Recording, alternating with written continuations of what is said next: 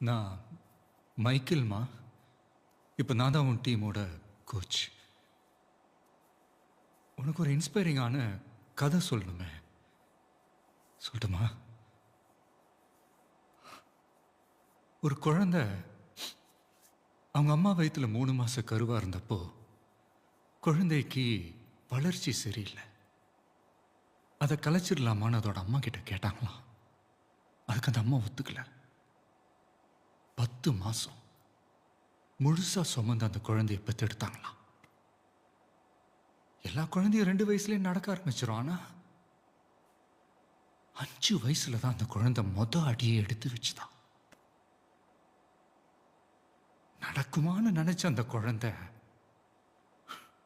8 வயசுல ஃபுட்பால் ஆடிச்சான்.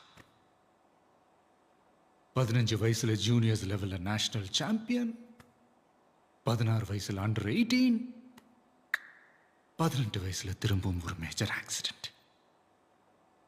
வாழ்க்கை பூரா ஸ்டிக்கோட தான் நடக்கணும்னு டாக்டர் சொல்லிட்டாங்களாம்.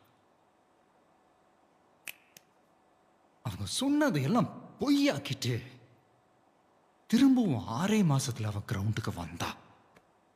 ஸ்டேட் டீம்ல செலக்ட் ஆனா. எது அவளோட பலவீனம்னு சொன்னாங்களோ அதையே அவ தன்னோட பலமா மாத்தினா.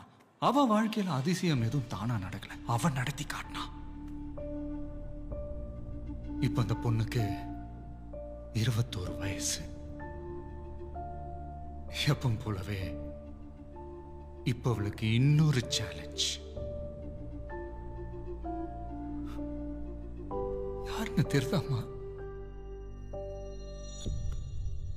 அனிதா, இப்ப நீ வெளியே வந்தா நீ தனி ஆள் கிடையாது, நீ ஒரு அடையாளம். நீ ஜெயிச்சா உன் அவனை மொட்டைக்கு கிடைக்கிற அத்தனை பொண்ணுகளும் ஜெயிச்ச மாதிரி வெளியே வா. இந்த உலகத்துக்கு நீ யாருன்னு இன்னொரு தடவை காட்டு. திறமைக்கும் தன்னம்பிக்கைக்கும் முகம் தேவையில்லை. இந்த டிக்கெட்டை நான் இங்க வைக்கிறேன்.